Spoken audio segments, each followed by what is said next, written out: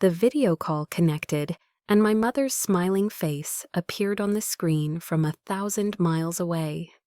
"We sold the house, darling," she chirped, raising a glass of wine. My brother, Julian, leaned into the frame, his voice thick with smug satisfaction. "That rusty old telescope of yours wasn't making any money, was it? You just keep stargazing, big sis. Leave the real work to me." My world went silent, but they didn't know. While they celebrated, I was already opening a secure browser. They thought they were closing a deal. I knew I was opening a new theater of war. My name is Major Irene Walsh, though most people just call me Renee. I'm 33 years old, and my world is one of precision, order, and cold, hard data. 12 hours. That's how long I'd been riveted to my console inside the secure Operations Center at Schriever Space Force Base, Colorado. The air, recycled and humming with the low thrum of server farms, felt electric. We were performing a delicate orbital calibration on a $2 billion communications satellite. A whisper-thin adjustment across thousands of miles of empty space. My team and I tracked its signal, our focus absolute. Finally, the telemetry confirmed success. A wave of quiet, professional relief washed over the room. I leaned back in my chair, the tension in my shoulders easing for the first time since sunrise, and slowly lifted the heavy David Clark headset from my ears. The silence that followed was a reward in itself. That's when my personal monitor blinked, an incoming video call routed through a civilian network. The caller ID read, "Savannah Home." A genuine, unforced smile touched my lips. I pictured my mother, Beatrice, maybe calling from the kitchen to ask if I'd gotten the care package she'd sent. I clicked accept.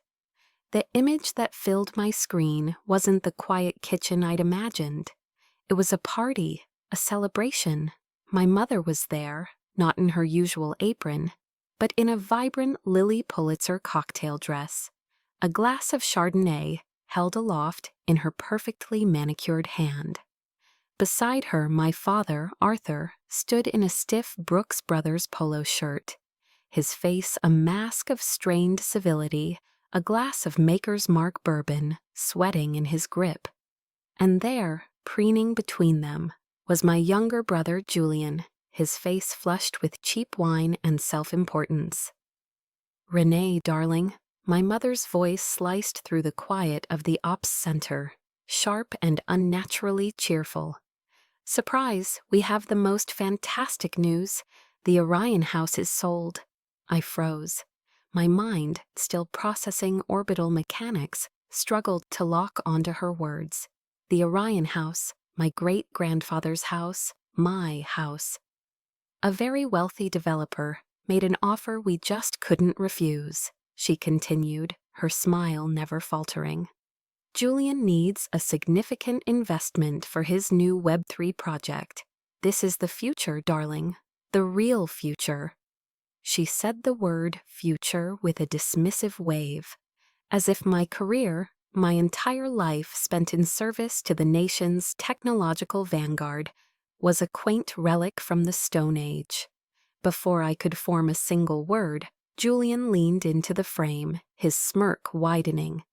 "That's right, big sis," he slurred, his voice dripping with a lifetime of casual condescension. "That old house was just falling apart. That rusty old telescope on the roof wasn't exactly making money, was it? You just keep doing your stargazing up there in the mountains. Leave the real money-making to me down here." His laughter, joined by my mother's high-pitched tittering, crackled through the speaker. It wasn't the sound of joy. It was the sound of static interference on a secure channel, the unmistakable, gut-wrenching sound of a catastrophic system failure. My gaze drifted to my father. He remained silent, a statue of acquiescence. He didn't defend me. He didn't defend the house. He simply raised his bourbon glass in a mute, cowardly toast, a silent co-conspirator in the dismantling of my heritage. To them, the observatory where my great-grandfather had first charted the southern constellations, the place where my own dreams had taken flight, was nothing more than a pile of scrap metal, a worthless asset liquidated to fund another of Julian's fleeting fantasies. The pain wasn't just about the house, it was the crushing realization that in the family ledger, my life's work was valued at 0. A voice to my left pulled me back from the void. "Major Walsh, are you okay, ma'am?" It was my lieutenant, a young, sharp officer, who looked at me with a genuine concern. I drew a long, slow breath. The dry Colorado air scraped against my throat. I straightened my back, my posture returning to its military bearing. My face, I am sure, was a blank slate. "I'm fine, Lieutenant," I said, my voice steady, betraying none of the chaos raging within. The anger was there, a white-hot nova, but in my world, raw emotion is a liability. It's noise that corrupts the signal. So I did what I was trained to do. I compressed it, contained it, channeled it. The inferno of betrayal was instantly converted into a cold, efficient stream of data. I terminated the call without another word. My hand, steady and sure, moved from the call screen to my keyboard. I swiveled in my chair, turning my back on the elegant, swirling diagrams of satellite orbits that had occupied my entire day. I opened a new, secure browser, its stark white screen a canvas for my next mission. My fingers moved with purpose, the clicking of the keys the only sound in my small corner of the universe. Into the search bar, I typed a simple, precise string of words: Public Property Records, Chatham County, Georgia. The process of data acquisition had begun. They had forgotten a fundamental principle I lived by, one we often repeated in my line of work. In God we trust, all others we monitor. This time, the entity I had failed to monitor was my own family. That was a system error I was about to correct.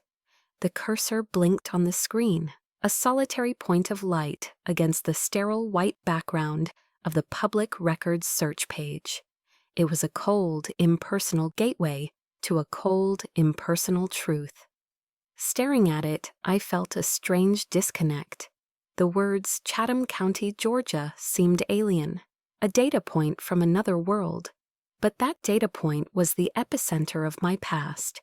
And as I stared, the digital wall dissolved, replaced by the humid air and moss-draped oaks of a savanna summer. The present faded, and the archives of memory opened. The first time I truly understood, I was a system error in my own family. I was 12. That year, I'd poured my soul into the school science fair. My project was an intricate, hand-painted model of the solar system, with each planet and its major moons painstakingly crafted and placed in orbit. I'd won first prize, a simple blue ribbon and a certificate. I remember holding it in my hands, the paper still warm from the principal's grasp, feeling a pride so pure it felt like I could float. That same week, Julian, playing baseball in the street with his friends, sent a line drive straight through the Price's stained glass window next door. My parents were mortified. They paid a handsome sum for the repair and, to cheer Julian up, bought him a brand-new, top-of-the-line Easton baseball bat. It was displayed proudly on the mantelpiece in the living room. When I finally got the chance to show them my blue ribbon, my mother glanced at it, her attention already drifting. "That's nice, Renee," she'd said, a hint of impatience in her voice. But a young lady should really be spending her time on more graceful pursuits. The cotillion classes are starting soon, you know.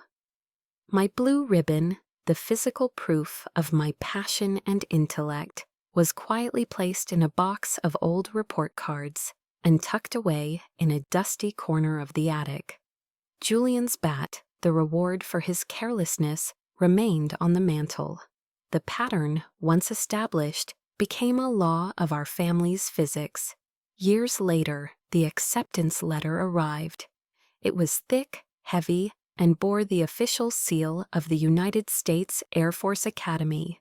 A full scholarship, a golden ticket to my dreams. It was one of the proudest days of my life. But when I called home, my news was met with distracted congratulations. The family was in the middle of another Julian-centric crisis. He'd just been fired from his third job in 2 years, and they were busy liquidating some assets to fund his latest venture, a boutique coffee shop. My father's voice over the phone was weary. "That's wonderful news, Renee," he'd said, but there was no real warmth. "It's a good thing you have the government to take care of you. We're a little tight right now, pooling everything we have to get Julian's Cafe off the ground. He has a real head for business, you know. He's just never had the right opportunity." That coffee shop, Julian's Java Joint, went bankrupt in 6 months. But it didn't matter. In their eyes, my career, the grueling all-nighters studying astrophysics and cryptography, the physical and mental discipline required to become an officer, wasn't a hard-won achievement. It was a convenience, a problem that solved itself, freeing them up to focus on propping up my brother's expensive failures. My sacrifice was simply filed away as a cost-saving measure. I closed my eyes, shutting out the sterile glow of the monitor in Colorado.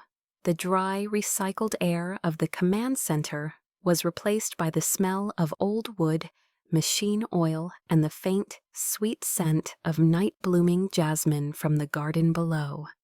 I was back in the observatory, with him, my grandfather.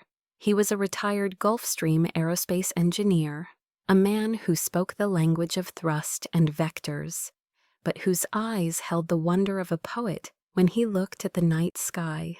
He was the one who taught me how to handle the old brass and steel Celestron telescope, how to find my way through the star charts that papered the walls. I remembered one trip we took, just the two of us, to the Kennedy Space Center. Standing in the shadow of the colossal Saturn V rocket, he'd bought me a small model of it. "You belong up there, Renee," he'd whispered, his voice full of a conviction my parents never had. "Don't let anyone ever tell you your sky is too small." He loved quoting Carl Sagan. "Somewhere," he'd often say, looking through the eyepiece, "something incredible is waiting to be known." He wasn't just talking about stars, he was talking about me. He was the one who first showed me the constellation that hung like a celestial warrior over our Savannah home. "That's Orion," he'd pointed. "The hunter. See his belt, his sword? He never loses sight of his target, Renee. He is patient, he is relentless. Be like him." That house, that observatory, it was never about the real estate. It wasn't an asset on a balance sheet. It was my launch pad. It was the sacred ground where my grandfather had given me the universe. And my family had just sold it for a handful of digital beans. A hollow promise of blockchain wealth. It's a strange thing, isn't it? How a place can become more than just wood and nails. How it can hold the only proof you have that someone, somewhere, truly saw you. Maybe you have a place like that in your memory too. A place that holds the echo of a voice that believed in you when no one else did. I opened my eyes. The screen was still there, the cursor still blinking. But something inside me had shifted. The grief had crystallized into something hard, sharp, and clear. The sorrow had burned away, leaving behind the cold, bright certainty of a targeting system locking on to its objective. My grandfather was right. Narayan is a hunter. The hunter had a new target, and this time she wouldn't miss. Emotion is noise. Data is signal. This principle is the bedrock of my profession, the mantra that separates catastrophic failure from mission success. As the echoes of my family's betrayal faded, the noise subsided. All that remained was the signal, and it was screaming. My fingers flew across the keyboard, my movements economical and precise.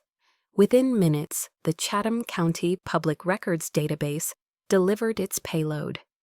The data materialized on my screen in stark black and white columns. There it was, the deed transfer. The Orion House had been sold to a company named Coastal Empire Holdings, LLC, a shell corporation, most likely. I scanned the numbers. The sale price was a joke, at least 40% below the current market appraisal. A red flag. Then I found the authorization. The transaction was executed using a limited power of attorney I'd signed 4 years ago. I remembered it clearly. It was for the sole purpose of authorizing necessary repairs to the roof while I was on a deployment. It was never meant to authorize a sale. They had not only broken my trust, but they had also been sloppy.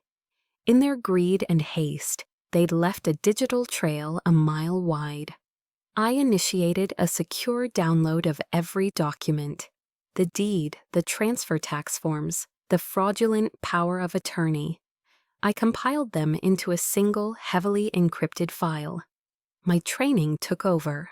This was no longer a family dispute. It was an intelligence-gathering operation. Phase 1, data analysis, complete. Phase 2, establish a secure communications channel and acquire legal assets. I needed a lawyer in Savannah, a ground-based operative. A simple Google search was out of the question.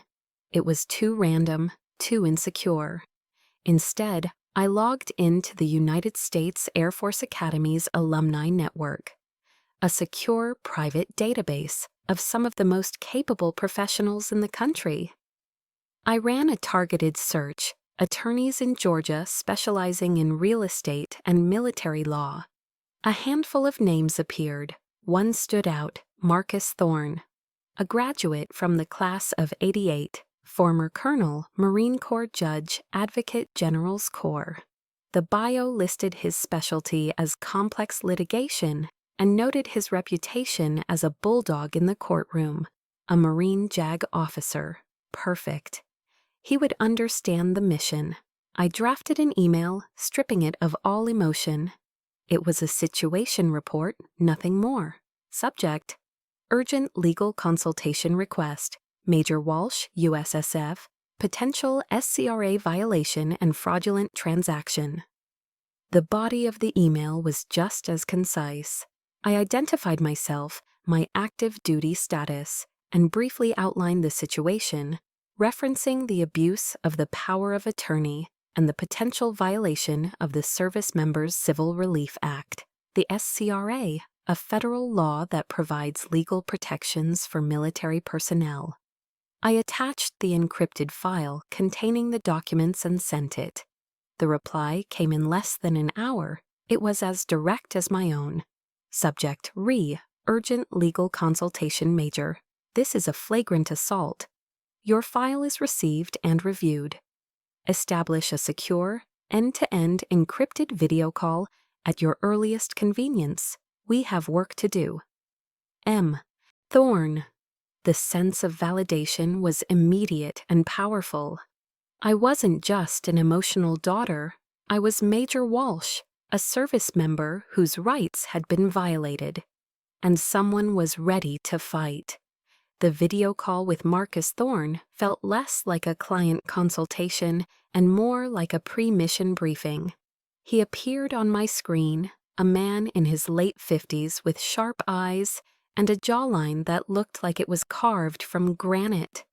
He wasn't in a stuffy law office, but a study lined with books and what looked like a framed Marine Corps standard. "Major," he began, his voice a low, gravelly baritone that commanded respect. They thought because you were halfway across the country, serving on a mountain in Colorado, you were effectively on Mars. They thought you couldn't touch them. They made a grave miscalculation. A ghost of a smile played on his lips, a dry, humorless expression I recognized from senior officers. Here's our plan of attack. I'm immediately filing a cease and desist, along with a formal notice to rescind the sale based on fraudulent authorization and a clear violation of the SCRA. That will paralyze them. He leaned closer to his camera. But that's just the opening salvo. While they're scrambling, I'm bringing in a private investigator to dig into this Coastal Empire Holdings. I want to know who is behind it, who funded it, and what their real objective is. The man I have in mind is one of the best. A former NSA signals analyst. He finds things people don't want found. I agree, I said, my voice as steady as his. The feeling of helplessness that had threatened to engulf me was gone, replaced by the clear, cold focus of a shared strategy. I finally had an ally, a fire team. Good, Marcus nodded. Let them think they're dealing with a distraught daughter. We know what this is, a targeted operation, and we are going to dismantle it piece by piece. As soon as our call ended, I turned to a separate monitor. Marcus had his operative. I had my own skills. I began my own deep dive, initiating a full-spectrum open-source intelligence, or OSINT, analysis on Coastal Empire Holdings. Cross-referencing business licenses, social media footprints, network domains, anything and everything publicly available. The grief and shock of the past hours had been fully processed, archived. The mission was now live. Operation Orion was officially a go. Target acquired. The next 48 hours were a masterclass in controlled patience.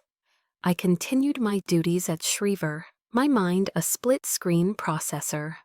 On one half, I tracked satellite telemetry and oversaw my team. On the other, I ran silent, deep web searches on Coastal Empire Holdings, building a preliminary intel packet. But mostly I waited for Marcus Thorne to make his move. The confirmation came via a secure message. The package is delivered. Simple, efficient. I pictured the legal notice arriving at my parents' house, at the registered address of the LLC, and at the office of their lawyer. The opening move in our chess match had been made. Now we waited for the counter-move. That evening, Marcus initiated another encrypted video call. His face appeared as resolute as before, but I detected a flicker of grim satisfaction in his eyes. "Renee," he said. The use of my first name was deliberate, a subtle shift from the formal major to something more akin to a comrade in arms. It was a gesture of respect, not familiarity, and it landed with surprising warmth. The legal notices have been received. They have 10 business days to formally respond. He paused, letting the weight of the actions settle. I also took the liberty of speaking with your parents' attorney, a local guy, more suited to drafting wills than actual litigation. A dry chuckle rumbled in his chest. He started stammering the moment I brought up the Service Members Civil Relief Act. It was clear he'd never even heard of it. They're amateurs, Renee. They walked into a minefield without a map. His confidence was a shield. For the first time since that dreadful call, I felt the icy grip of isolation begin to thaw. I was no longer a solitary satellite adrift in a cold, hostile void. I had a ground station. I had a partner. "Good," I replied, my voice reflecting his calm. "So we monitor their channels and wait for their signal." The signal came sooner than I expected, but not from the channel I was monitoring. It wasn't a calculated legal response. It was a raw emotional burst of static, fired directly at me. An email from my father, Arthur. The subject line was simply my name, Irene. I opened it, my stomach tightening. The words on the screen were a torrent of panicked accusations and wounded pride. What in God's name do you think you're doing? Are you suing your own family? Over a pile of old bricks and mortar? Julian has already made promises to his investors, Irene. He has commitments. You're not just being selfish, you're actively destroying your brother's future. Do you have any idea who the principal of Coastal Empire Holdings is? It's Sterling Blackwood. Sterling Blackwood. The man could buy and sell this entire city while he eats his breakfast cereal. You need to withdraw this lawsuit, now, before you ruin yourself and embarrass this entire family beyond repair. I read the email twice. The pathetic, blame-shifting cowardice was familiar, but buried within his tirade was a critical piece of intelligence he had provided in his panic. A name, Sterling Blackwood. I didn't reply. I simply forwarded the entire email to Marcus. My own subject line was 3 words, primary target identified. My secure line rang less than 5 minutes later. It was Marcus. Sterling Blackwood, he said, his voice low and thoughtful. He wasn't asking, he was processing. I could almost hear the gears turning in his legal mind. Now it makes sense. Blackwood is a recluse, a ghost. He moves capital like a phantom, incredibly powerful, but almost never seen in public. He's ruthless and he's meticulous. This is no longer a simple real estate grab, Renee. A man like Blackwood doesn't get his hands dirty for a 40% discount. He wants that property for a very specific reason, and it's not the house itself. There was a pause. I waited. Then I heard him give a short, sharp laugh. It was the sound of a warrior relishing a worthy opponent. "It's all right," he said, the energy in his voice shifting from analytical to predatory. "The bigger they are, the harder they fall. Let them think we're just a lone Space Force officer and a washed-up old lawyer. It'll make their surprise all the more profound." He leaned in again, and this time his eyes were locked on mine, burning with intensity. There's a quote from General Mattis I've always admired. "Be polite, be professional, but have a plan to kill everyone you meet." Our politeness is done. Our professionalism is just beginning. Now we execute the plan. A surge of pure adrenaline shot through me, sharp and clean. This had transformed. It was no longer just a fight for a house, for a memory. It had escalated into a strategic engagement, a high-stakes game of intellect and will against a hidden, powerful adversary. My father's panicked email was meant to intimidate me into submission. Instead, it had given us a name. It had given the hunter his scent. I had expected a legal countermove, a motion to dismiss, a settlement offer. What I did not expect was a direct assault on my integrity, delivered with the chilling precision of a targeted cyber weapon.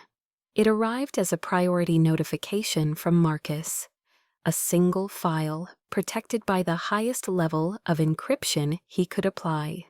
The message attached was brief and ominous. "Renee, brace yourself. Blackwood just fired his first real shot." My heart hammered against my ribs as I initiated the decryption sequence. My screen flickered and the file opened. It was a screenshot. A clean, simple image of a chat conversation from a messaging app called Cypher. I knew the app. It was renowned for its end-to-end encryption, a favorite among journalists and privacy advocates. The kind of app where messages are designed to be untraceable, inviolable. The sender's name at the top of the screen was mine. Renee Walsh. The recipient was Julian. The timestamp was from several months ago. I scanned the content, and the air left my lungs in a single, silent gasp. Heard the new project hit a wall. Don't worry about it. If you really need the capital, just tell Mom and Dad to find a buyer for the Orion house. Your dream is more important than someplace I'm never at, anyway. The final message was followed by a single damning heart emoji.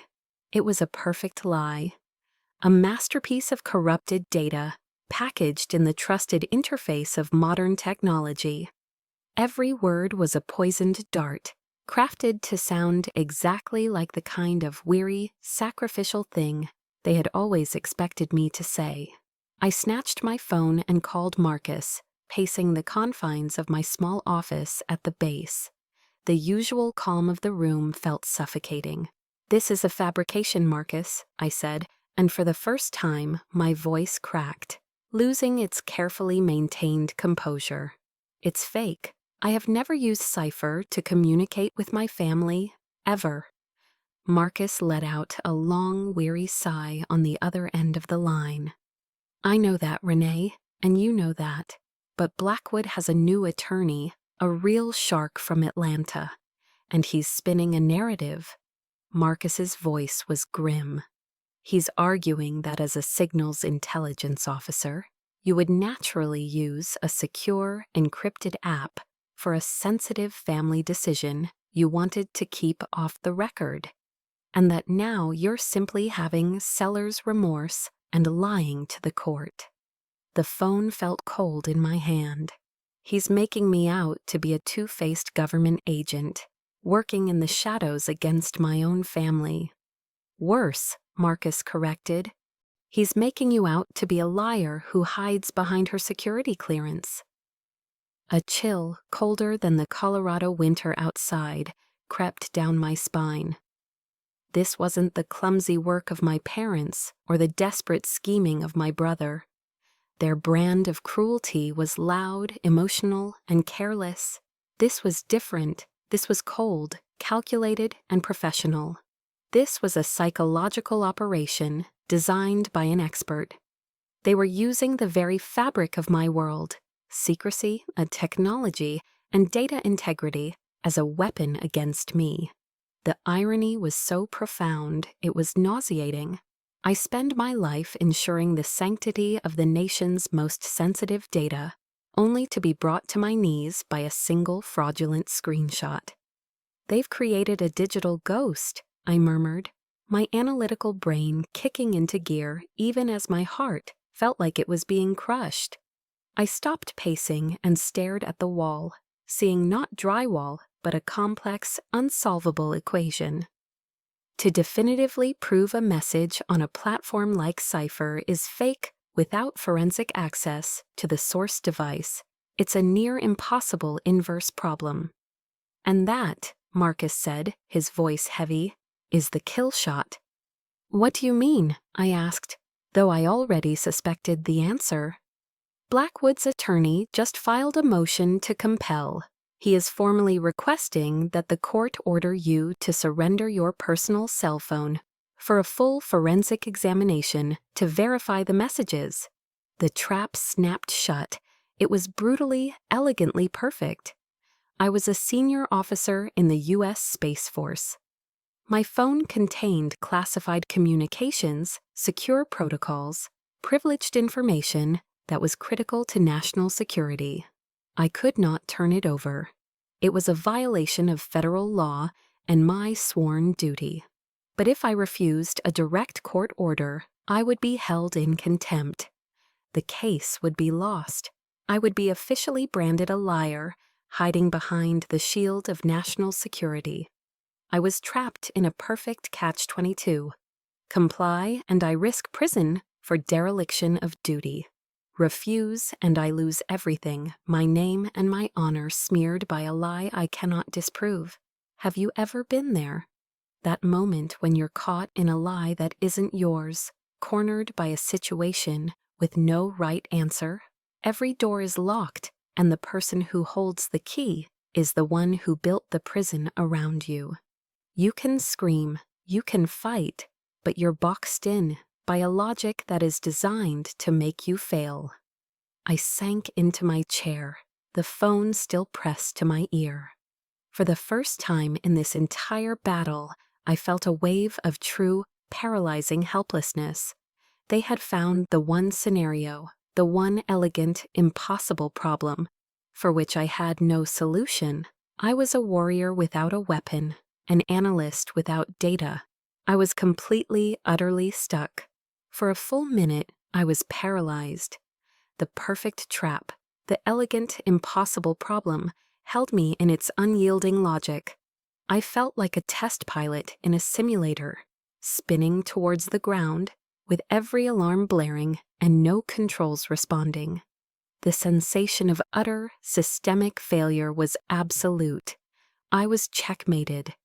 Then, through the roaring static of my panic, a new signal emerged, a memory. It was the voice of a grizzled master sergeant, my instructor at a cyber warfare training course years ago. He was standing in front of a whiteboard, scrawling diagrams of network defenses. "Don't attack the firewall head-on," he'd barked at us. "That's what they expect. The enemy spends 99% of their time fortifying the front gate. You find the forgotten service port, you find the unpatched software from a third-party vendor. You find the human error, you don't attack the wall, you find the crack." The helplessness didn't vanish, it transmuted. The panic receded, forged by the heat of my anger into a cold, hard, professional fury. I was a major in the United States Space Force. We don't solve impossible problems, we dismantle them. We find the crack. I grabbed my phone and called Marcus. The desperation was gone from my voice, replaced by the crisp authority of an officer taking command of a compromised situation. "Marcus, I can't surrender the phone, that's a non-starter. But we've been trying to disprove the lie. That's the wrong vector. We need to attack its origin." I took a breath, my mind racing. "We need to find out who took that screenshot, where they were standing, what time of day it was. We need a full forensic analysis of the image file itself, metadata, compression artifacts, pixel-level scrutiny. We need an expert." "You're in luck," Marcus's voice came back, steady and reassuring. "I already have one on retainer, Dexter Vance, the PI I told you about. He's not just a gumshoe detective, Renee. He's a digital sorcerer." Dexter Vance was an enigma.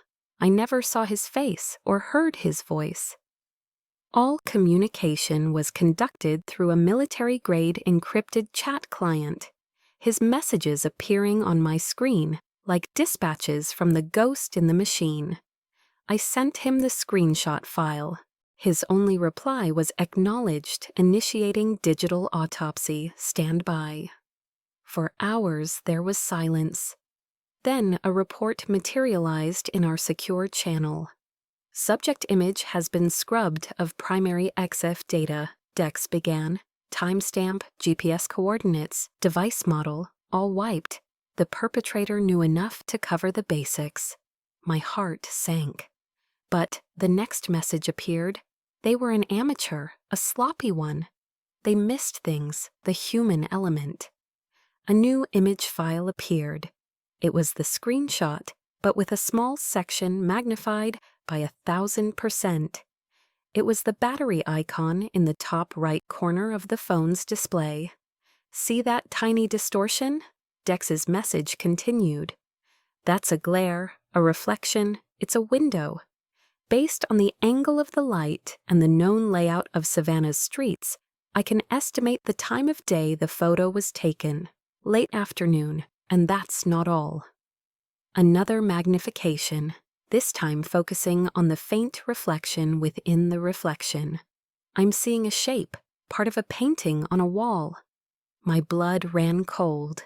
I knew that shape. A flash of memory, so vivid I could smell the lemon polish on the furniture. It was the corner of a large, gaudy oil painting of a clipper ship that had hung in my father's home office for as long as I could remember. They had done it right there, in my home. The audacity of it was breathtaking, but Dex wasn't finished. His messages kept coming, a rapid-fire sequence of discovery. There's another artifact, lower right corner of the screenshot. See this smudge? It's not a fingerprint. It's the edge of a logo on the phone case the device was in when the picture was taken. Another magnified image popped up. A stylized, barely there logo of a hawk. That's the branding for Avian Armor, a boutique company that makes limited edition phone cases, their Raptor model, to be exact. It was only sold for 1 month, 6 months ago, exclusively through their online store. I held my breath, my knuckles white as I gripped my desk. I knew what was coming next. It's amazing what you can find in breached e-commerce databases. Dex's final message appeared. According to their sales records, there was only one Raptor case shipped to the Savannah, Georgia area. The purchase was made with a Visa credit card ending in the numbers 8842. A card registered to Mr. Julian Walsh. Silence. The blinking cursor on the screen was the only thing moving in the universe. We had him. The digital ghost now had a face, a name, and a credit card number. The lie now had a source, the missile had a lock. We had a heat signature. The evidence against Julian was a small, satisfying victory, a tactical win that felt good for a moment but solved nothing. The central strategic question remained, a persistent anomaly nagging at the edge of my data set. Why?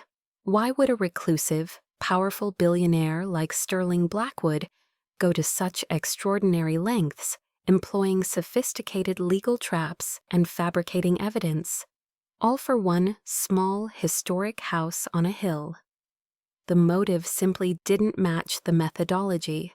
The sheer force being applied was wildly disproportionate to the stated target. There was a missing variable. The answer arrived 2 days later, not from my own meticulous OSINT work, but from the digital ether where Dex Vance operated. A new report appeared in our secure channel. It wasn't a memo, it was a data bomb, and its detonation blew my entire understanding of the situation to pieces.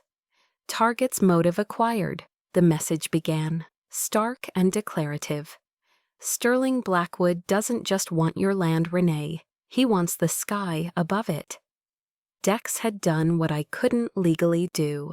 He had quietly penetrated the city planning department's internal servers to unearth a confidential development proposal filed under a subsidiary of Coastal Empire Holdings. The project was codenamed Titan Point. The architectural renderings showed it wasn't a luxury resort or a block of condos. It was a massive Tier 4 data center, a sprawling, windowless fortress of servers, a future nerve center for cloud computing. Here's the problem, Dex's next message explained, accompanied by topographical maps. A data center of this magnitude is a power-hungry beast. It requires a colossal cooling system, drawing millions of gallons of water from the Savannah River. More importantly, it will generate a massive field of electromagnetic interference, EMI, a bubble of electronic noise. His cursor remotely highlighted a location on the map, my house, my observatory. Your property sits on a small but significant elevation, a natural promontory. It offers an unobstructed line of sight. It's the perfect and only location for the high-powered microwave relays needed to connect Titan Point to the main data spine. He doesn't want to renovate your house, Renee. He needs to demolish it and build a transmitter tower. It all clicked into place with sickening clarity. The lowball offer, the fraud, the aggressive push to close the deal quietly. He wasn't buying a house, he was clearing a kill zone for his technological empire. While I was processing Dex's bombshell, Marcus Thorne was launching his own low-tech reconnaissance. Armed with a gut feeling that there had to be more, he drove to the Savannah City Archives, a quiet building downtown filled with the city's past. He spent 2 full days poring over brittle, yellowed ledgers and property records. On the 3rd day, he called.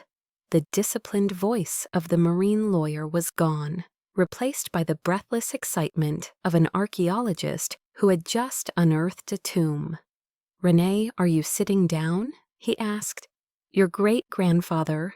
He wasn't just some amateur stargazer. I could hear the rustle of old paper. I found his name in the Port Authority records. For nearly 30 years, from 1910 to the late 1930s, he served as an official volunteer meteorologist for the Port of Savannah. He provided daily, meticulously recorded data on barometric pressure, weather patterns, and the river's tidal fluctuations. His work was essential for safe shipping traffic. I was stunned into silence, a profound sense of awe washing over me. I had always thought of him as a dreamer. I never knew he had been so vital, so deeply woven into the city's practical fabric. "But that's not the payload, Renee." Marcus's voice grew intense. "Here it is, I'm holding it." In 1922, in recognition of his service, the Savannah City Council passed a municipal ordinance. They granted the Orion House property a scientific heritage easement. It's a legal covenant tied to the deed in perpetuity. He took a deep breath before delivering the final decisive blow. The easement explicitly prohibits any new construction within a 500-yard radius of the observatory that could cause, and I am quoting directly, "significant electromagnetic disturbance or obstruction of astronomical line of sight." The world stopped. My reality tilted. My family, in their breathtaking ignorance and petty greed, had sold a priceless piece of civic and scientific history. They had no idea what they'd held. Sterling Blackwood, with all his power and his army of lawyers, had either missed it or he knew and was banking on the fact that no one else would ever find it. He was trying to bury a century-old promise. "Marcus," I said, my voice barely a whisper, "this changes everything." "It changes the entire war," he confirmed, his professional tone returning. This was no longer my house. It was a legally protected scientific monument. It was my great-grandfather's legacy, not of brick and mortar, but of knowledge and selfless service. Blackwood wasn't just committing fraud against me. He was conspiring to erase a piece of American history for profit. The fight had been elevated to a new orbit. My enemy wasn't just a greedy billionaire who had wronged me. He was an enemy of heritage, an enemy of science, and I would not let him win. The morning of the hearing, I sat before my monitor at Schriever. The silent hum of the bass a familiar comfort. On my screen was a live orbital tracking display, a web of elegant intersecting lines against the deep black of space. I traced the trajectory of a satellite as it approached its perigee, the point in its orbit where it is closest to Earth, the point of maximum gravitational stress. It felt appropriate. Today was my perigee. When the video link to the courtroom in Savannah activated, I straightened my back. I was in my full service dress uniform, the dark blue fabric crisp, the silver insignia on my shoulders gleaming under the fluorescent lights of my office. It was a suit of armor forged from logic, duty, and truth. On the other side of the country, my family sat at the respondents' table. My mother, Beatrice, was dressed in a severe navy suit, a mask of offended dignity on her face. My father looked small and gray, and Julian looked bored, arrogantly scrolling through his phone as if this were all a tedious interruption. Beside them, exuding an aura of immense wealth and untouchable power, sat Sterling Blackwood. His lawyer, a sleek Atlanta shark named Davison, began. "Your Honor," Davison said, his voice smooth as silk, "the facts are simple. Major Walsh agreed to the sale of this property to my client, as evidenced by this communication." He projected the fake cipher screenshot onto the large monitors in the courtroom. "She is now experiencing a very public case of seller's remorse and is using her sensitive position to avoid scrutiny and extort a patriot like Mr. Blackwood." I watched, my expression unreadable. My pulse was a steady, metronomic beat. When it was Marcus Thorne's turn, he rose slowly. He did not look at the screenshot. He did not look at Davison. He looked directly at the judge. "Your Honor," he said, his voice calm and clear, "we will not waste the court's time debating a fantasy. Instead, we would like to present a forensic analysis of the image file offered as Exhibit A." A new face appeared on a separate monitor. Dex Vance, identified as an expert witness in digital forensics. He was just a silhouette against a neutral background. In a clipped, precise voice, Dex walked the court through the process of his digital autopsy. He showed the magnified glare on the battery icon, the reflection of the window, the angle of the light. Then he displayed the faint, reflected image of the Clipper ship painting. "This image was not taken at an undisclosed location," Dex stated. "It was created in the home office of Mr. Arthur Walsh." He then displayed the second artifact, the ghosted logo of the avian armor phone case. He presented the sales records, the credit card transaction. The device used to create this fraudulent evidence was in a case purchased by and registered to Mr. Julian Walsh. Dex concluded his testimony. "The evidence is a fabrication." A wave of murmuring filled the courtroom. I watched as Julian's face drained of all color, his arrogant smirk melting into a mask of pure panic. He frantically whispered to my mother, who stared ahead, her composure finally cracking. Before Davison could object, Marcus continued, his voice hardening like steel. "And now, Your Honor, for the real reason behind this elaborate deception." One by one, he presented the evidence: the plans for the Titan Point data center, the environmental impact reports detailing the massive water usage and the inevitable electromagnetic interference. And then, with a quiet, deliberate movement, Marcus retrieved a certified, preserved document from his briefcase and placed it gently on the judge's bench. "This, Your Honor, is a copy of the Scientific Heritage Easement, granted to the Orion House property by the city of Savannah in 1922. He let the words hang in the air. "This case was never about a family dispute. It has always been a calculated, fraudulent conspiracy by Mr. Sterling Blackwood to illegally destroy a legally protected historical and scientific landmark for his own commercial gain." "This is an outrage." Blackwood shot to his feet, his face a thunderous shade of red, the mask of civility gone. "This is a ridiculous, last-ditch. Mr. Blackwood, sit down." The voice of the judge, Esther Vancy, cut through the room like a scalpel. She was a stern-looking woman in her 60s, with thick glasses and an air of quiet, formidable intelligence. She held the old document in her hands, reading it with an expert's focus. Blackwood, stunned by her command, slowly sat. Judge Vancy looked up, her gaze sweeping over the respondent's table before landing squarely on Blackwood. "Mr. Blackwood," she said, her voice devoid of any emotion but absolute authority. "Prior to my appointment to the bench, I was an orbital dynamics engineer at NASA for 15 years. My entire career was built on the integrity of data. I have a professional and deep-seated contempt for corrupted data.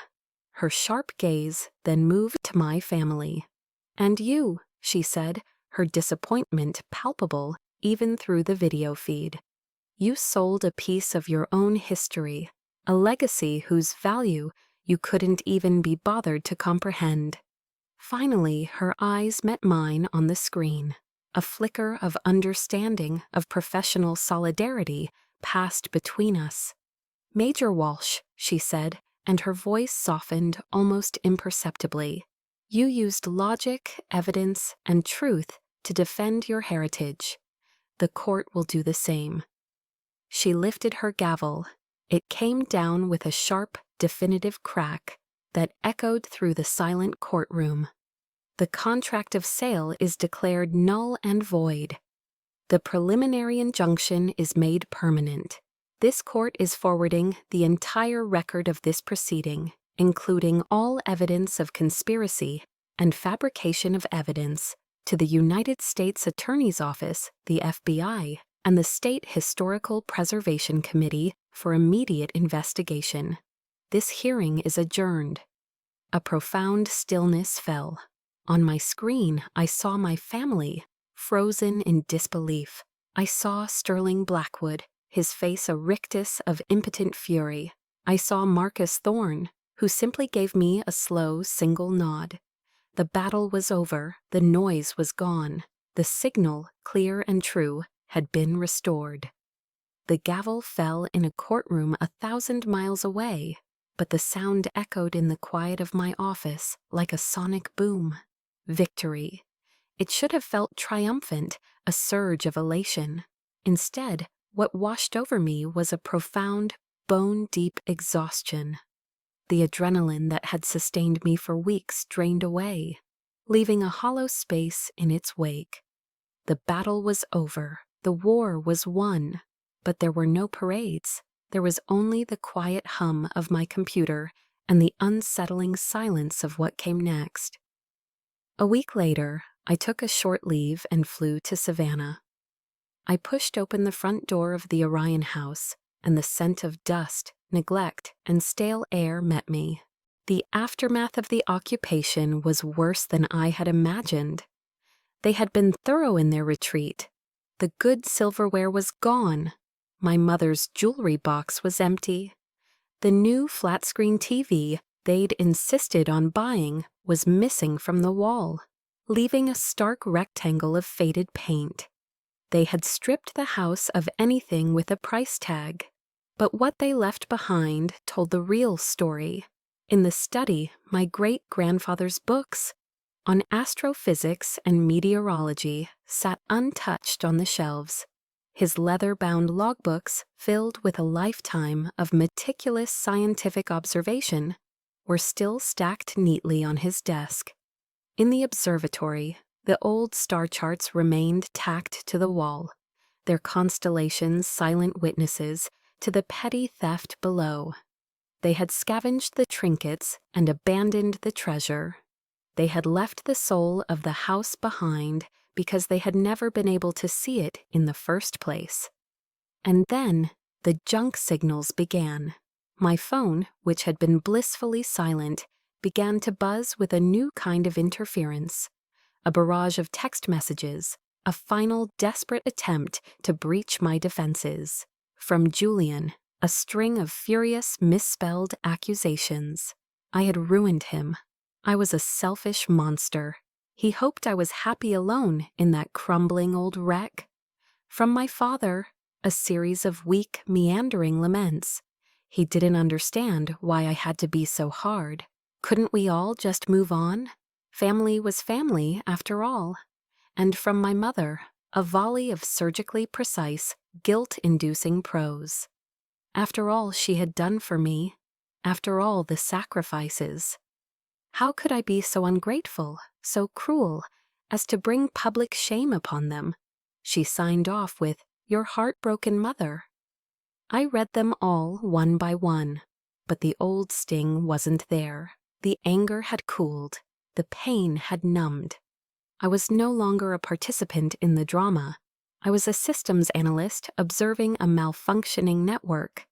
These weren't messages from family. They were error codes from a corrupted system, meaningless noise designed to disrupt, to distract, to drag me back into the chaos. They were junk signals. That night, I climbed the narrow stairs to the observatory. The air was cool and still. I didn't open the dome or uncover the telescope. I just sat in the dark, the familiar scent of old wood and metal a comforting presence. I pulled out my phone, the screen casting a pale blue light on my face. I opened the message threads one last time, not with anger, but with a quiet, clinical finality. This data is corrupt, a voice in my head, my own voice, stated with absolute certainty. The files are damaged beyond repair. A system restore is the only logical course of action. I navigated to my contacts list. I found the first name, Beatrice Walsh. My finger hovered over the screen. There was a moment's hesitation, a ghost of a memory of a younger mother, a different time. It vanished. I tapped the name, scrolled down, and pressed the 2 words that would change everything. Delete contact. Then block this caller. Next, Arthur Walsh. I repeated the process. Delete, block. No hesitation this time. Finally, Julian Walsh. Delete, block. It wasn't a feeling of victory. It wasn't triumph or revenge. It was a purge, a cleansing. It was the quiet, profound relief of running a powerful antivirus program and watching it, one by one, identify and eliminate the malicious files that have been slowing down your system, corrupting your operations, and draining your resources for years. The silence that followed was immense. It was a vacuum, both empty and peaceful at the same time. The constant, low-level hum of their static, a noise I hadn't even been fully aware of until it was gone, had vanished. All that was left was a clean, clear, open channel. It's a strange thing, isn't it? That moment when you have to make the choice. The moment you have to press delete on a part of your own life. Not out of anger, but out of a deep, necessary instinct for self-preservation. When you finally realize that holding on to certain corrupted files, certain broken connections, will only damage your own operating system. Perhaps you know that feeling better than most, that quiet, terrifying, and ultimately liberating feeling when you can finally hear your own signal again, clear and true, without the noise. Right? The silence in the aftermath of the storm was the most profound I had ever known.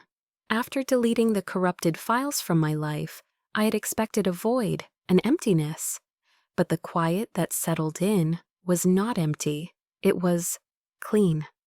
It was an open channel, waiting for a new transmission. For the first time, I could think about the future not as a defensive strategy, but as a design challenge. My personal orbit had been stabilized. Now it was time for a new trajectory. I didn't retire from the Space Force. My work at Schriever, the silent dialogue with the satellites crisscrossing the heavens, remained the bedrock of my life. But I now had a dual mission. The fight for the Orion House had taught me that a legacy isn't something you inherit. It's something you build, and most importantly, something you share. So I began a new project. Using a portion of my own savings and securing grants from scientific foundations like the Planetary Society, I started the slow, careful process of restoration. The house was not to be my residence. It was to be a beacon. Over the next year, craftsmen repaired the sagging porch, refinished the old heart pine floors, and polished the brass on the great telescope until it shone like gold. The house was brought back to life, not as a private dwelling, but as the newly christened Orion Walsh Community Observatory. Its mission, to serve as a free STEM education center for the children of Savannah, with a special focus on encouraging young girls to pursue their passions in science and technology. The day of the grand opening was a perfect, clear Savannah afternoon.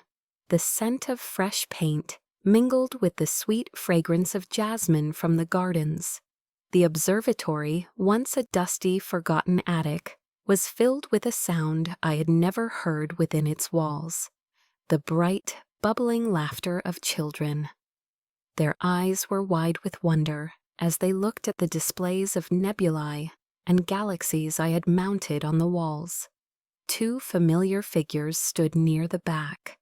Marcus Thorne, looking out of place, but profoundly content in a civilian suit, watched the proceedings with a proud smile, and next to him, a man I'd only ever known as a digital ghost, Dex Vance. The enigmatic hacker, looking surprisingly normal in jeans and a t-shirt, was grinning from ear to ear as he patiently showed a small, freckle-faced girl how to adjust the focus on one of the smaller telescopes. He had found a signal here he liked better than the ones he used to hunt. I stood at a small lectern, not as Major Walsh, but simply as Renee. I looked out at the sea of bright, curious faces. My great-grandfather stood in this very spot and looked up at the sky, I began, my voice clear and steady. He saw more than just stars. He saw wonder. He saw the future. He taught me that the greatest legacy a person can leave behind isn't a building or money or a name. It's the gift of curiosity. I gestured to the room around us, to the gleaming telescope, to the children. This place doesn't belong to me. It belongs to him, and now it belongs to all of you. This is his legacy, and it's our shared mission to continue it. So look up, ask questions, and never ever let anyone tell you that your sky is too small. Months later, on a brief return visit to Savannah, my new life found its perfect rhythm. I was sitting in the observatory with a small group of students from a local middle school, the dome open to the velvety, star-dusted night sky. On a large monitor, I had a live, direct feed patched through from Schriever. "Okay, everyone, look up," I said, pointing towards a specific patch of darkness. "Right there, see that bright moving star? That's not a star." On the monitor, the image zoomed in, revealing the familiar shape of solar panels and modules. "That," I said, my voice filled with a quiet pride, "is the International Space Station. It's moving at over 17 miles per hour, and there are astronauts living and working up there right now as we speak." A chorus of soft woos filled the room. A young girl beside me, maybe 10 years old, with eyes that seemed to reflect the entire night sky, turned to me, her face alight with a breathtaking sense of possibility. Can I work there someday?" she asked, her voice a reverent whisper. I looked down at her, and in her hopeful gaze, I saw a reflection of a 12-year-old girl with a blue ribbon, a girl who had once been told her dreams were just dust. I smiled, a real warm smile that reached my eyes. "If you want to," I said softly, "you can go even further than that." I looked past her, up through the open dome at the infinite, welcoming darkness. The legal battles, the betrayals, the anger, they all felt like distant, faded signals from another lifetime. I hadn't just won back a house, I had reclaimed a piece of the sky itself, and now my life's mission was to give it away, to as many people as I could, one star at a time. My story found its new beginning in that observatory, a quiet epilogue written in starlight. But I know that everyone has a story of their own, a time they felt their signal was lost in the noise, a moment when they had to fight to be heard. Your journey of resilience, your quiet battles, and your hard-won peace, they all matter.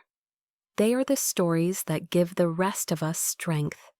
That's the very reason this channel exists, to share these powerful signals and remind us that we are never truly alone in our fight. If my story resonated with you, I hope you'll subscribe and press the bell so you never miss another story of someone reclaiming their sky.